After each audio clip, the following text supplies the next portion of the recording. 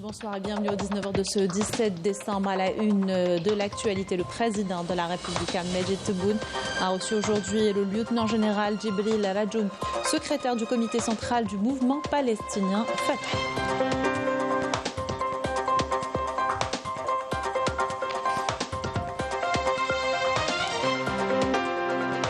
Le point dans ce journal sur les engagements du président de la République. Soucieux d'impliquer les jeunes dans la vie politique, économique et sociale du pays, le chef de l'État a installé plusieurs instances. Les détails dans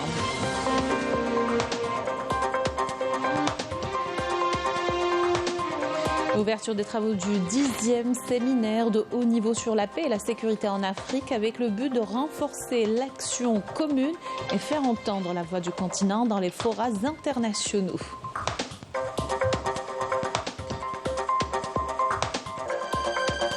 À l'étranger, à Gaza, la barbarie sioniste n'a plus de limite. Les bombardements et attaques terrestres font des centaines de morts palestiniens quotidiennement. Des enfants sont blessés, massacrés et les hôpitaux pris pour cible.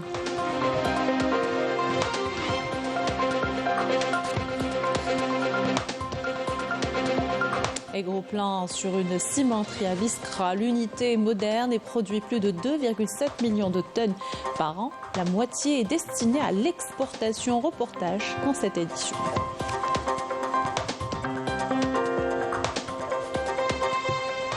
Bienvenue à tous, heureuse de vous retrouver. Je vous le disais en titre, le président de la République, Majid Tebboune, a reçu le lieutenant-général Djibril Rajoub, secrétaire du comité central du mouvement palestinien Fatah. L'audience s'est tenue côté algérien en présence du général d'armée Saïd Chengriha, chef d'état-major de l'armée nationale populaire, du directeur de cabinet de la présidence par intérim Boualem Boualem, du directeur général de la sécurité intérieure, le général-major Jamel Kahal, et du secrétaire général du ministère des Affaires étrangères, le Nes Magraman. Du côté palestinien était présent Ahmed Mejdalani, membre du comité exécutif de l'Organisation de libération de Palestine. Et l'ambassadeur de l'État de Palestine en Algérie, Faïs Abouaïta. Suite de notre série consacrée aux engagements du président de la République, on fait le point ce soir sur le sujet de la jeunesse et de la société civile. Le chef de l'État soucieux d'impliquer toutes les franges de la société dans la vie politique, économique et sociale du pays a instauré à cet effet plusieurs instances. Les détails par Yasmine Massorti. في كل الخطب نتاعي ملتزم مع الشباب بأن نسلم لهم المشعل، وقلت بالعبارة أن أعتبر نفسي همزة وصل بين جيل وهاد الشباب. نسلم لهم يكونوا منهم وزراء، يكونوا منهم نواب، يكونوا منهم رؤساء مجالس بلديات، يكونوا منهم رؤساء مجالس ولايات. Le 11e engagement du président de la République, Abdelmajid Tebboune, se concrétise à travers un plan d'action efficace, marquant ainsi le début des efforts du pays envers la jeunesse, et ce en formant une génération capable de prendre des décisions dans la vie politique, économique et sociale, afin de lui permettre de devenir un véritable moteur de développement de l'Algérie nouvelle. Je suis fier d'être l'un des membres influents au niveau local et aujourd'hui je suis candidat à l'Assemblée populaire wilayale. Aujourd'hui, nous avons remarqué que les jeunes sont nombreux dans les assemblées populaires communales et wilayales, ainsi que dans l'Assemblée populaire nationale. C'est formidable de voir les jeunes s'engager en politique avec des postes de responsabilité et pour la promotion du développement local et national. Après avoir intégré les jeunes dans la vie politique et érigé la prise en compte de leurs aspirations au rang de priorité, une instance consultative a été créée regroupant les jeunes compétences de toutes les régions du pays qui sont chargées d'exprimer leur avis sur toutes les questions d'ordre national. Le Conseil supérieur de la jeunesse est l'un des acquis issus des engagements du président de la République. Il permet aux jeunes de prendre des décisions et d'intégrer la vie politique. À travers ce Conseil, nous avons eu l'opportunité de participer activement à l'installation d'un véritable changement dans la gestion ou encore dans le processus de développement du pays. Dans le même sillage et dans l'optique de stimuler le dialogue, la consultation, l'analyse et la prospective sur toutes les questions liées aux enjeux de la société, l'Observatoire national de la société civile a été instauré en tant qu'entité constitutionnelle consultative. Une initiative prise par le président de la République dans le but de définir une nouvelle orientation pour un processus de réforme à long terme. Cet observatoire national offre l'opportunité aux différentes associations de renforcer leurs liens et de tirer profit mutuellement de leur expérience. Des initiatives et des formations qui n'existaient pas avant et qui apportent un plus aux associations en leur permettant d'acquérir de l'expérience dans la gestion de leurs associations. La solide compréhension des enjeux liés à la jeunesse a permis un diagnostic précis et pragmatique de la réalité des jeunes à travers la mise en place de mécanismes permettant de passer d'une économie dépendante des hydrocarbures à une économie axée sur la connaissance et les start-up. Une transition qui repose principalement sur les compétences scientifiques des jeunes, notamment dans le domaine des technologies avancées. يعني إمكانيات إبداع خلاقة والدليل ما شفتوا أين كنا وأين أصبحنا لما نرى من إبداعات ومن يعني مبادرات خلاقة صراحة يطمئن الإنسان على مستقبل الوطن إن شاء الله. Des avancées significatives ont été accomplies en faveur de la jeunesse, considérée comme un élément clé pour le développement et la prospérité nationale. Ouverture ce dimanche à Oran des travaux du 10e séminaire de haut niveau sur la paix et la sécurité en Afrique. Une diplomatie africaine efficace, exceptionnelle et influente pour la paix et la stabilité dans le continent. Thème de la rencontre présidée par le ministre des Affaires étrangères, Ahmed Attaf. Le séminaire vise à renforcer l'action africaine commune pour faire entendre la voix de l'Afrique dans les forums internationaux, et ceci dans le cadre des mécanismes de prise de décision au sein du Conseil de sécurité. Yasmine Massaouti. L'Algérie a réitéré sa ferme détermination à défendre les valeurs d'unité et de solidarité, ainsi que les intérêts de l'Afrique dans tous les domaines. Lors de la séance d'ouverture du 10e séminaire de haut niveau sur la paix et la sécurité en Afrique, l'Algérie s'est engagée à renforcer l'influence du continent africain dans les prises de décision liées aux dossiers y afférents, en s'inspirant des positions communes fondées sur les principes et idéaux consacrés dans la charte constitutive de l'Union africaine.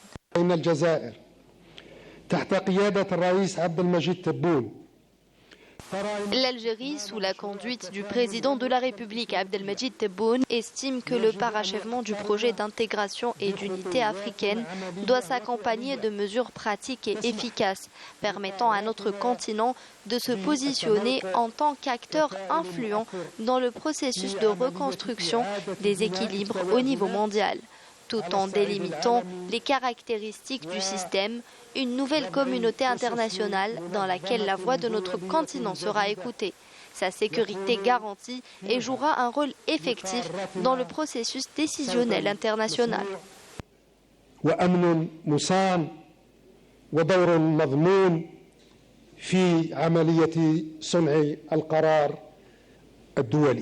Le processus d'Oran vise à renforcer l'Union africaine face aux nombreux défis auxquels est confronté le continent, dans le but de trouver des solutions efficaces aux problèmes continentaux. Je dois reconnaître que le processus d'Oran est une bonne opportunité pour renforcer la bonne entente et consolider l'action commune et multilatérale, et pour renforcer les partenariats internationaux à même de répondre à tous les défis auxquels est confrontée l'Afrique. L'Afrique que nous désirons doit mettre l'accent sur la réalisation de la paix, de la sécurité et du développement durable. Il est important que cette rencontre soit une plateforme pour concrétiser la vision de l'Afrique pour l'année 2063. Le processus d'Oran consolide le rôle actif de l'Algérie dans la coordination des efforts entre les pays africains, plaidant pour les intérêts et les aspirations des nations africaines. En marge de sa participation à ce séminaire, le ministre des Affaires étrangères de la communauté nationale à l'étranger, Ahmed Attaf, a eu des entretiens bilatéraux avec ses homologues de la Sierra Leone, du Nigeria et de la Tunisie. Ces rencontres était l'occasion d'examiner les relations de coopération et de fraternité qui lient l'Algérie à ces pays, ainsi que l'évaluation du processus d'Oran visant l'unification des positions africaines au sein du Conseil de sécurité. Dans ce cadre, les ministres des Affaires étrangères de la Sierra Leone, du Nigeria et de la Tunisie ont salué l'engagement permanent de l'Algérie envers sa dimension africaine, dont l'un des aspects est le processus d'Oran.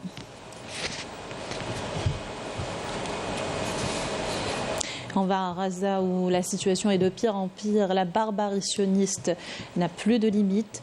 Les bombardements et les attaques terrestres font des centaines de morts palestiniens tous les jours. Des enfants sont blessés et massacrés dans chacune de ces attaques sionistes dans la bande de Raza où les habitants tentent de survivre dans des conditions inhumaines. Pas d'eau, pas de nourriture ni de médicaments et l'aide humanitaire est quasiment interdite d'accès. Le système de santé à Raza s'est effondré. Les quelques hôpitaux encore en fonction peinent à répondre aux besoins importants de soins et au grand nombre de blessés. Ceux-ci, quand ils ne sont pas pris pour cible, les engins de l'occupation se sont attaqués ce week-end à l'hôpital Kamal Adwan dans le nord de l'enclave. Des blessés ont été enfouis vivants par les bulldozers de l'occupation israélienne. L'Observatoire euro-méditerranéen des droits de l'homme monte au créneau et exige une enquête internationale urgente. Badia Amarni. L'Observatoire euro-méditerranéen des droits de l'homme exige une enquête internationale indépendante concernant des informations qui circulent sur l'enterrement de Palestiniens vivants et des blessés au niveau de la cour de l'hôpital Kamal Adwan à Beit Lahia, au nord de Raza. Après la retraite de l'armée de l'occupation sur les entures de l'hôpital Kamal Adwan, ils ont découvert qu'ils ont enterré les blessés de l'hôpital vivants devant l'hôpital.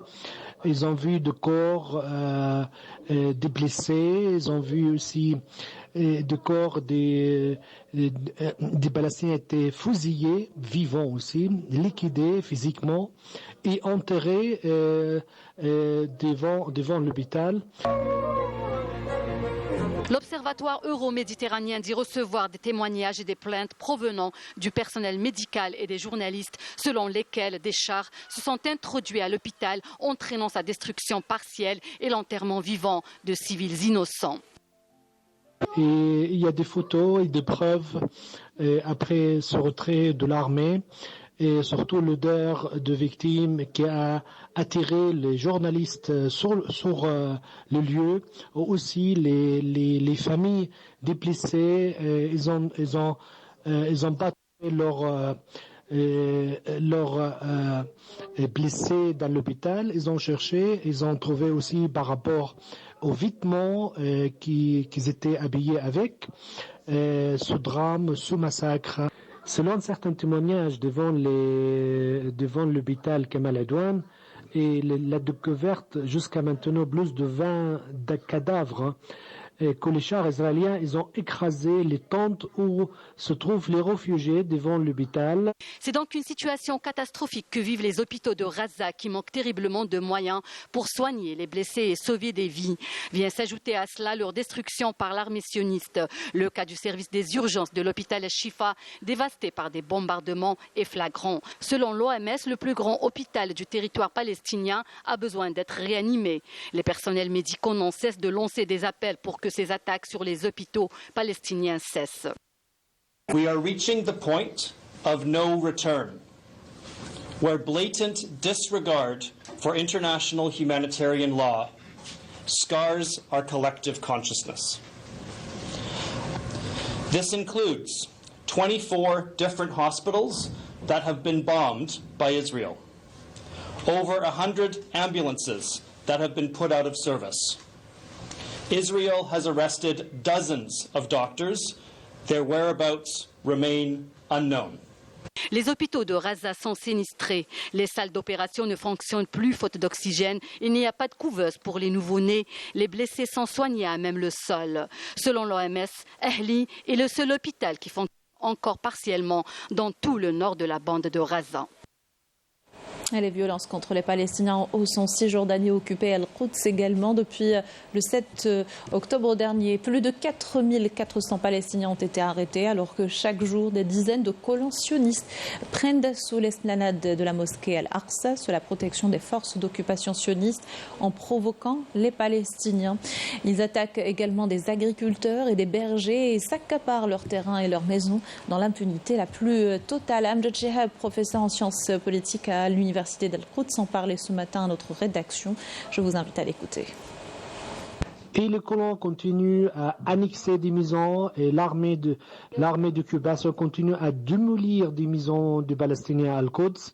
Des agressions physiques sur les ouvriers, des agressions physiques aussi sur les élèves, des agressions aussi sur les villes comme Al-Asawiya, comme Wadi Joz, comme Jabal Mukabber, comme Ras al-Amoud, comme le camp de réfugiés, Shafat, et tout ça, et ça continue. Il y a des nuits, chaque nuit, il y a des affrontements entre l'armée d'occupation et la jeunesse de Al-Quds. Al-Quds, la situation est très tendue et il y a beaucoup de tensions. Ils n'ont pas laissé entrer les fidèles sur l'esplanade de la mosquée. Ce qui a abouti aussi à des affrontements dans les banlieues de la vieille ville de Al-Quds. Il y a eu beaucoup d'arrestations, des agressions, que ce soit des fidèles qui voulaient aller faire leur prière sur l'esplanade, et aussi il y a eu des agressions contre les journalistes qui étaient en train de filmer et de prendre des photos sur ces agressions volontaires sans aucune raison afin d'obliger les fidèles de ne plus revenir sur la vieille ville et surtout sur l'esplanade de la mosquée. L'esplanade de la mosquée de l'Aqsa depuis 70 jours est presque vide de ses fidèles. Et d'habitude, il y a au moins 50 000 fidèles qui font leur prière le vendredi depuis 70 jours.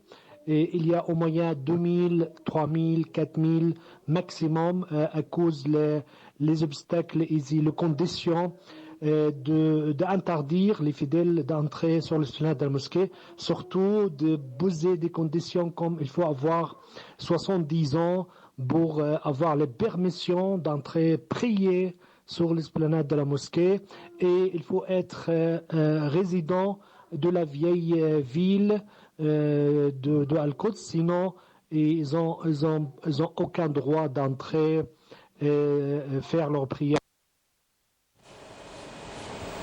L'enquête de la Cour pénale internationale sur les crimes de l'entité sioniste en Gaza avance sur de bonnes bases selon l'avocat Gilles Devers. Il explique que l'équipe chargée par le procureur de la CPI poursuit activement son travail et s'est déjà réunie à 2 reprises avec les représentants du collectif d'avocats ayant déposé la plainte contre l'entité sioniste. 9 novembre dernier, une première étape déjà inédite dans l'histoire de la CPI. Devers, qui s'est dit optimiste, a rappelé également la lenteur des procédures de la CPI, citant en exemple de précédents crimes relevant que le collectif à l'origine de la plainte s'emploie avec acharnement pour collecter le maximum de preuves et de témoignages concernant les crimes génocidaires contre les civils palestiniens. Retour dans le pays, cette annonce du ministère de l'Intérieur. Après accord du président de la République, Majid Tebboune, le ministre de l'Intérieur, des collectivités locales et de l'aménagement du territoire, a opéré un mouvement dans le corps des inspecteurs généraux et des wilayas, des directeurs de la réglementation et des affaires générales et les directeurs de l'administration locale. Concernant les inspecteurs généraux des wilayas, ce mouvement touche 18 postes dont voici le détail. Nomination de 7 cadres en qualité d'inspecteurs généraux de wilaya, mutation de 9 cadres en qualité d'inspecteurs généraux vers d'autres wilayas, mise à la retraite de 2 inspecteurs généraux. Concernant les directeurs de la réglementation et des affaires générales, ce mouvement a touché 27 postes répartis comme suit. Promotion de 7 cadres pour occuper cette fonction. Mutation de 17 directeurs vers d'autres wilayas, fin de fonction de 3 cadres appelés à d'autres fonctions. Ce mouvement, qui est basé sur le principe de l'évaluation continue et du mérite, s'inscrit dans le cadre des efforts visant la dynamisation des services de l'administration des wilayas ainsi que l'inclusion des jeunes cadres et de la gente féminine en les encourageant à endosser des postes d'encadrement. Dans l'actualité, plus de 300 jeunes réunis ce dimanche à au colloque Emploi et entrepreneuriat en Algérie, réalité et perspective. Le ministre du Travail a souligné que le thème de cette importante rencontre constitue l'une des priorités et préoccupations du gouvernement et concerne de larges catégories de notre société, notamment les jeunes. Organisé par le Conseil supérieur de la jeunesse en présence de membres du gouvernement et le président de l'Observatoire national de la société civile. L'événement se poursuit jusqu'à demain. Je vous invite à écouter le président du Conseil supérieur de la jeunesse, Mostafa Hidaoui. يعلم الجميع بأنه الاهتمام الأول لشبابنا الجزائري يتعلق. Comme vous le savez tous, la principale préoccupation de nos jeunes reste l'emploi. L'État a consenti des efforts colossaux dans ce domaine en prenant une série de mesures et en mettant en place plusieurs mécanismes destinés à encourager entre autres la création de start-up ou encore l'allocation chômage. Le but étant de faire en sorte que les jeunes adoptent l'approche entrepreneuriale comme solution au problème du chômage. Nous nous trouvons aujourd'hui dans la wilaya de Tizi Ouzou pour examiner l'écosystème entrepreneurial et aboutir à des recommandations permettant d'améliorer le quotidien des jeunes. Les ministères de l'enseignement supérieur, de la formation professionnelle, du travail et celui de la connaissance et des start-up fournissent de grands efforts dans ce cadre. Mais les jeunes veulent contribuer et s'impliquer dans la prise de décision. L'objectif de notre rencontre est de créer un écosystème favorable à la libération de l'esprit d'initiative en analysant l'environnement et en mettant le doigt sur les obstacles qui entravent cela. Notre choix s'est porté sur Tizi Ouzou car elle recèle de talents et de modèles de réussite.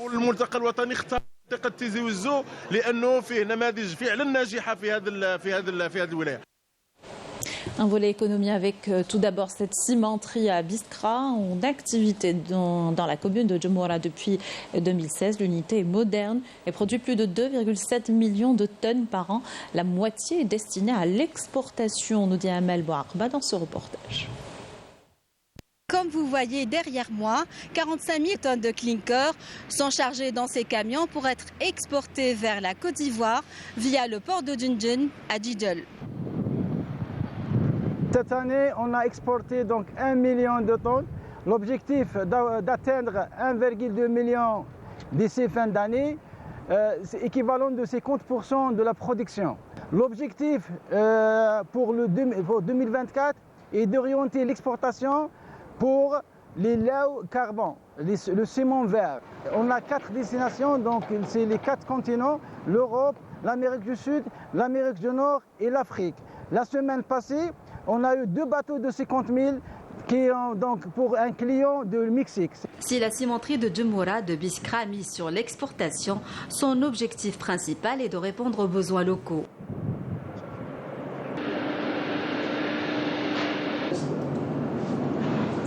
Nous sommes actuellement avec une capacité de 2 millions de tonnes de clinker par an. Pour le ciment, on peut produire 3 millions de tonnes de ciment. Mais actuellement, on fait 1,3 million et on oriente le reste de nos produits pour l'exportation. Le process de production, on commence par la partie carrière. Là, on fait l'extraction de la matière première, principalement l'argile et le calcaire. Et puis sur le VRM, sur le vertical mill, là, on fait un traitement de granulométrie, on réduit la granulométrie, puis on fait l'homogénéisation, puis on passe au four, on fait le processus de cuisson pour obtenir une matière semi-finie, qui est le clinker. Par la suite, à travers ce clinker-là, on commence à produire les différents types de ciment en travaillant sur les différents types d'additifs. Entrée en service en 2016 avec un montant d'investissement de 35 milliards de dinars, cette cimenterie est le fruit d'un partenariat national étranger.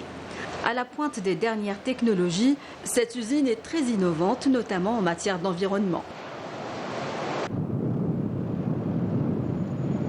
Les équipements donc, installés dans cette usine donc, consomment moins 30% de consommation électrique par rapport aux installations classiques.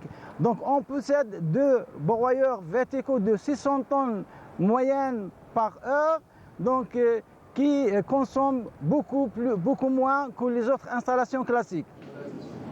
Cette usine compte quelques 600 emplois directs et 1000 indirects. 95% sont issus de la région. L'encadrement et les employés sont 100% algériens. Mon rôle est d'assurer la fiabilité des équipements à travers la maintenance préventive et de réduire les coûts par cette maintenance. Et aussi les investissements tels que les projets de, par exemple, le chargement automatique des camions. Là, on évite les chargements par des palettes et aussi manuels. On utilise les chargements automatiques. C'est un projet d'environ 150 millions de dinars. On a aussi des shiploaders au port pour faciliter les exports clinker. Cette cimenterie dispose de stations de traitement, d'épuration et de recyclage d'eau. L'usine est certifiée aux normes internationales, ce qui lui confère une réputation de leader dans le domaine. L'eau qu'il existe ici, c'est une eau traitée. Elle passe par une station d'épuration d'eau où cette eau est destinée à l'irrigation et à l'utilisation quotidienne de notre personnel. Aussi, vous voyez tout ce qui est petit animal, ils sont abrités bien chez nous. Côté relations extérieures, donc actuellement on est en convention avec l'université Biskra. Aussi, on est bien avancé avec l'incubateur de l'université pour dégager les start-up. Pas d'émissions de poussière ni de rejets polluants.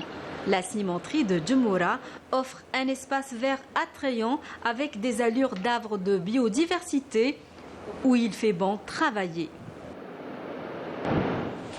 Direction Oran, cette laiterie précisément qui produit plus de 150 000 litres de lait par jour.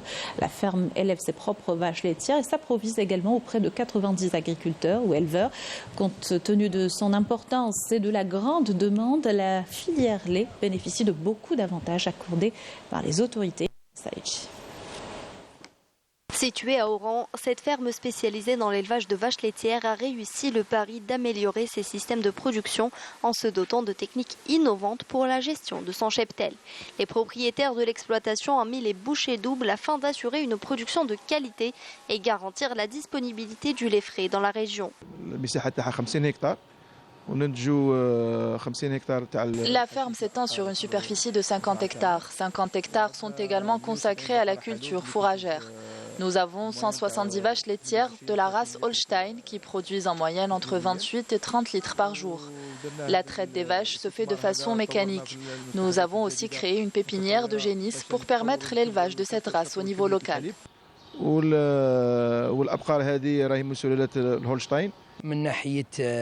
L'exploitation utilise un logiciel pour faciliter la gestion de l'élevage, avec suivi technique des vaches et de leur environnement, et celui de leurs besoins en aliments et en soins vétérinaires. Autre exemple d'investissement réussi, cette laiterie qui produit plus de 150 000 litres par jour, bénéficiant des facilitations accordées aux investisseurs dans le domaine agricole, qui ont nettement contribué à concrétiser et à développer des projets de ce genre. Nous travaillons avec près de 150 agriculteurs qui nous fournissent en lait cru chaque jour. Le lait est ensuite transformé en différents produits. Notre laiterie compte plus de 90 employés et nous sommes prêts à développer davantage notre activité. Nous produisons quotidiennement 45 000 sacs de lait subventionnés, mais aussi du lait de vache pasteurisé. Durant le processus de production, des échantillons sont prélevés pour des analyses physico-chimiques afin de contrôler la qualité du produit. Ce type d'investissement qui participe à l'augmentation de la production nationale de lait et de viande rouge est en phase avec les directives et les plans du gouvernement pour développer le secteur agricole en Algérie, réduisant la facture des importations de ces produits, une priorité pour les pouvoirs publics. L'industrie pharmaceutique connaît une dynamique à Mostaganem. Plusieurs projets ont été lancés par le ministre du secteur hier. Parmi eux, une unité de production de médicaments ophtalmologiques et une autre de produits vétérinaires. Pas moins de 35 investisseurs ont également obtenu des autorisations définitives d'exploitation, nous dit Malika Bellel. Les différents projets d'investissement lancés dans plusieurs secteurs à Mostaganem vont permettre de transformer la région en pôle d'excellence. De nouvelles zones industrielles ont été aménagées dans cette wilaya afin d'accueillir les différents projets d'investissement. La wilaya de Mostaganem a bénéficié de 2 projets d'investissement. Il s'agit de la réalisation de 2 usines pour la production de médicaments ophtalmologiques et de produits vétérinaires. Ce site est le premier du genre du groupe Saïdal dans l'ouest du pays. Une fois opérationnelle, l'usine va permettre de couvrir les besoins du marché local. Pour ce qui est de l'excédent, il sera destiné à l'exportation. Notre objectif est d'atteindre le marché national et en plus, on fait l'exportation de l'amidon vers l'étranger. En plus des 2 unités d'industrie pharmaceutique relevant du groupe Saïdal, la wilaya de Mostaganem a également bénéficié de plusieurs projets d'investissement. Il s'agit de 2 nouvelles unités industrielles du complexe industriel chimique devant doubler la production de chlorure de calcium et qui permettront d'assurer les besoins nationaux. Une usine de production de papier et une unité industrielle de fabrication de cartons d'emballage, une usine de fabrication de câbles et de transformateurs électriques. Des investissements fructueux en vue de renforcer les capacités du secteur industriel national. L'industrie dans la wilaya de Mostaganem sera une industrie d'excellence. Le groupe Saïdal est porteur de grandes opportunités. L'emplacement choisi par le groupe pour bâtir leur usine est au centre-ville. Le projet va permettre d'employer une main-d'œuvre qualifiée. Des licences d'exploitation définitive de 34 projets d'investissement gelés dans différents secteurs de l'industrie et des services ont été remises à leurs bénéficiaires. À l'étranger, l'enquête avance autour de l'affaire de corruption ayant éclaboussé le Parlement européen. L'ambassadeur du Maroc à Varsovie, Abdelrahman Atmoun, a été auditionné par les policiers belges. Selon la RTBF, d'autres personnes ont été entendues dans le cadre de cette affaire qui implique notamment le Marzen. Les enquêteurs belges de l'Office central pour la répression de la corruption étaient accompagnés d'une juge d'instruction et un magistrat du parquet fédéral. Durant 4 jours, ils ont mené différents devoirs d'enquête. Et les visées des pots de vin marocains aux parlementaires européens étaient multiples. Parmi eux, choisir et soudoyer des avocats belges chargés d'observer un procès emblématique des prisonniers sahraouis d'Ogdaï-Mizik au Maroc. La chaîne belge RTBF a mis la lumière vendredi sur ces pratiques malhonnêtes de la diplomatie marocaine. Le procès remonte à 2017 à la cour d'appel de Salé près de Rabat et était marqué par de graves irrégularités. Il concernait 25 militants sahraouis condamnés en 2013 à des peines de prison allant jusqu'à la perpétuité. C'était là la dernière information de notre journal. Merci de l'avoir suivi et excellente soirée sur Canal Algérie.